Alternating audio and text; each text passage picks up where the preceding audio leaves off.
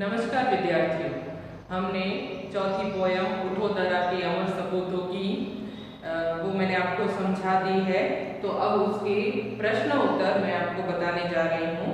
तो प्रश्न उत्तर को पहले समझें और फिर अपनी नोटबुक में लिखें। लेकिन प्रश्न उत्तर लिखने से पहले आप अपनी नोटबुक में पहले पोयम लिखेंगे, उसके बाद शब्दार्थ लिखेंगे, उसके बाद स्वाध्याय अभ्यास के प्रश्न उत्तर लिखेंगे। तो आइए देखें। अभ्यास का पहला प्रश्न है, युग युग के मुरझे सुमनों में नई नई मुस्कान भरो, उठो दरा के अमर सपूतों पुनः नया निर्माण करो। तो ये पंक्तियां हमको समझानी है, उसका आशय स्पष्ट करना है। तो यहाँ पर कवि कहते हैं कि हे मातृभूमि के सपूतों, तुमने इस देश को स्वतंत्र कराने में बहुत संघर्ष किया है और अंत में तुम जीते भी हो। सचमुच तुम भारत माता के वीर सपूत हो। अभी तुम्हें युग युग से गुलामी में रहते हुए यहाँ के देशवासियों के दिलों में निराशा भर गई है। उस निराशा को दूर कर नई आशा को जगाना है और पराधीनता के दौरान, पराधीनता मतलब गुलामी के दौरान जो बर्बादी हुई है उसे दूर करके हर क्षेत्र में नया निर्माण करना है। तो ये हमारा पहला क्वेश्चन को आंसर पूरा हुआ। अब दूसरा है, कवि ने देश के सपूतों को क्या संदेश दिया है? तो उत्तर है, कवि देश के सपूतों से कहते हैं कि देश स्वतंत्र हो चुका है, अब तुम्हें देश का नव निर्माण करना है, स्वतंत्रता का फायदा लोगों तक पहुंचाना है। तो हे देशवासियों को, तुमने बड़ी बड़ी आशाएं हैं, यानी देशवासियों से तुमको बड़ी बड़ी आशाएं हैं, तो तुम्हें उन्हें निराश नहीं करना है। तुम्हें लोगों में नए प्राण भरने हैं, विकास के नए रास्ते खोजकर तुम्हें देश को उन्नति के रास्ते पर आगे बढ़ाना है। तो देश के सपूतों को ये संदेश देते हैं। फिर है, हमारी राष्ट्रीय संपत्ति कौन सी है और उसकी सुरक्षा के लिए आप क्या क्या कर सकते हो? तो हमारी राष्ट्रीय संपत्ति क्या है? रेलगाड़ियां यानी रेलवे स्टेशन, राष्ट्रीय मार्ग में ट्रांसपोर्ट, तो अभ्यारण्य, नदियां, अभ्यारण्य मतलब जंगल, नदियां, पुरानी इमारतें जो म्यूजियम है हमारे और जो पैलेस है पुराने वाले, तो वो ऐतिहासिक इमारतें हैं हमारी, जैसे ताजमहल है। तो ये पुरानी इमारतें आदि हमारे देश की राष्ट्रीय संपत्ति है। तो हमारी राष्ट्रीय संपत्ति की सुरक्षा करना हमारा कर्तव्य है। तो रेल संपत्ति को नुकसान नहीं पहुंचाना चाहिए। हमें लोगों को पानी का महत्व समझाकर उसको बिगड़ने से रोकना चाहिए, क्योंकि नदियों के पानी से ही हमें पानी मिलता है। तो इसीलिए उनको ये पानी का महत्व समझाकर उन्हें गंदा करने नहीं देना चाहिए। तो फिर सरकार द्वारा संरक्षित इमारतों को नुकसान पहुंचते देखकर पुरातत्व विभाग को सूचित करना चाहिए, यानी जो ऐतिहासिक इमारतें अगर टूट गई हैं, गिरने वाली हैं, तो उन्हें ठीक करना है, किसी को नुकसान न पहुंचे। और हमारी ये संपत्ति है तो हमें इसे संभाल कर भी रखना है।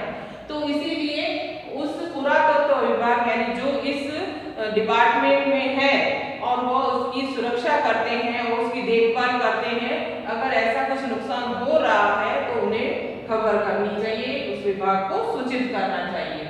फिर है, अभ्यारण्यों में रक्षित पशुओं का शिकार होते देखकर उससे संबंधित अधिकारियों को सूचित करना चाहिए। यानी जंगलों में बहुत सारे पशुओं का शिकार किया जाता है, क्योंकि जंगल की शोभा ही पशु है, जानवर है, तो उन्हीं से ही वो जंगल शोभा देता है। तो इसीलिए अगर कोई उन पशुओं का शिकार करता है तो वो हमें रोकना चाहिए, क्योंकि उन्हें भी जीने का अधिकार है। तो इस तरह से उस फॉरेस्ट ऑफिसर या जंगल के अधिकारियों को सूचित करना चाहिए। तो ये थे हमारे अभ्यास के क्वेश्चन आंसर। अब आता है स्वाध्याय। तो स्वाध्याय के पहला प्रश्न है, कवि माहेश्वरी जी दरा के अमर सपूतों से क्या चाहते हैं?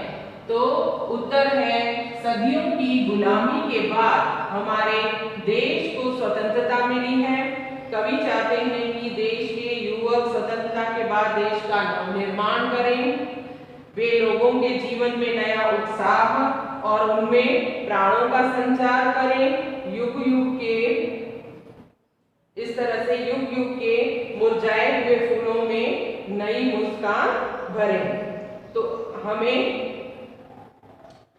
फूलों की तरह तरह के ज्ञान प्राप्त करके देश के भविष्य उज्जवल बनाएं। इस प्रकार कवि धरा के अमर सपूतों से कई अपेक्षाएं रखते हैं।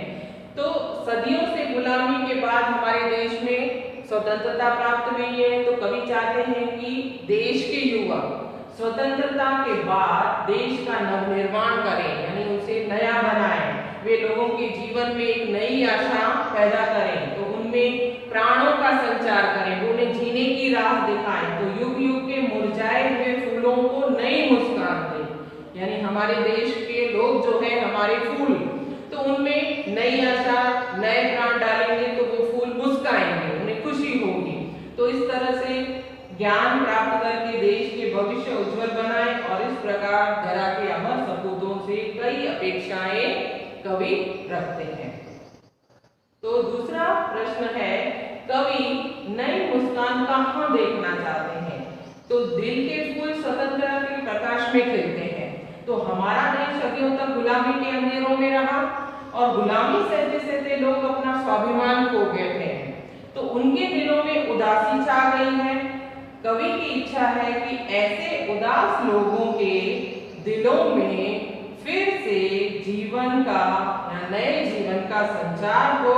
इस प्रकार कवि युग युग के मुरझे हुए हृदय सुनों पर नई मुस्कान लाना चाहते हैं। और तीसरा प्रश्न है हमारा, देश के नव निर्माण के लिए आप क्या कर सकते हैं या क्या करना चाहेंगे? तो देश के नव निर्माण करना मैं अपना कर्तव्य मानती हूँ या मानता हूँ। मैं अपने मोहल्ले में एक मित्र मंडल की स्थापना करूंगा, यानी एक ग्रुप बनाऊंगा। तो इस मंडल के द्वारा शिक्षा का प्रचार करूंगा, और गरीब परिवार के विद्यार्थियों को पाठ्य पुस्तक दी जाएंगी, मोहल्ले में वृक्ष लगाएंगे, उनकी देखभाल करेंगे। तो इस तरह से देश का नव निर्माण करने में आप क्या कर सकते हो? तो देश का नव निर्माण करने में पहले हम एक ग्रुप बनाएंगे, फिर ग्रुप में क्या होगा, इस मंडल के द्वारा हम पहले तो शिक्षा का प्रचार करेंगे, फिर गरीब विद्यार्थियों को अगर पढ़ने के लिए कुछ पुस्तकें नहीं है तो उन्हें वो पुस्तकें देंगे, फिर मोहल्ले में वृक्ष भी लगाएंगे और उनकी देखभाल करेंगे। फिर चौथा प्रश्न है हमारा कि इस कविता में कौन कौन सी बातें हैं जिन्हें आप अपने जीवन में उतारना चाहते हैं? तो इस कविता में बहुत सारी बातें हैं जिन्हें हम अपने जीवन में उतारना चाहते हैं। तो पहले हम देश से प्यार करेंगे, हम अपने देशवासियों का सम्मान करेंगे, पढ़ लिख कर अपने ज्ञान का उपयोग देश की सेवा में करेंगे और अपने देश का गौरव बढ़ाएंगे। तो अब ये प्रश्न नंबर 2 जो है, मैंने आपको कविता समझाई थी हिमालय वाली, तो हिमालय वाले प्रश्न होकर मैंने आपको पहले ही समझाई थी कि हिमालय हमें क्या संदेश देता है। तो इस तरह से हिमालय हमें यह संदेश देता है कि हमें मार्ग में डटे रहना चाहिए। यदि हम अपने पथ पर और प्राण टिके रहेंगे तो हमारी सारी इच्छाएं पूरी होंगी। तो इस तरह से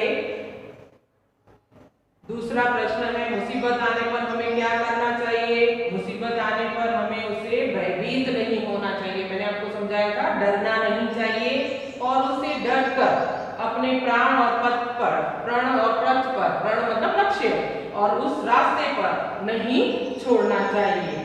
तो कवि ने हिमालय को सबसे बड़ा क्यों कहा? हिमालय सभी बाधाओं का डटकर मुकाबला किया और हर कठिनाई से वो लड़ा है, तो वो कभी अपने पद से नहीं डिगा, तो इसीलिए कवि ने हिमालय को बड़ा कहा है। अब चौथा काव्य प्रश्न था हमारा कि इस काव्य का भावार्थ लिखिए। भावार्थ मतलब हमको पूरी पोयम का सार छोटे में लिखना है। जैसे जीवन में अनेक बाधाएं आती हैं और कठिनाइयां भी आती हैं, तो हमें निडरता से उनका सामना करना चाहिए। जो मुसीबतों से बिना घबराए अपने प्राण और पथ पर अटल रहते हैं, यानी अपने लक्ष्य को को नहीं छोड़ते हैं तो वह असंभव को भी संभव कर दिखलाते हैं और वह पूरी सफलता प्राप्त करते हैं। अब हमने इस काव्य को योग्य शीर्षक दीजिए। मैंने आपको कहा था कि आप सोचेंगे, लेकिन फिर भी मैंने आपको बताया हिमालय का संदेश। तो ये प्रश्न उत्तर मैंने आपको समझा दिए कि कैसे लिखने हैं। अब आप अपनी नोटबुक में लिखेंगे। जय हिंद।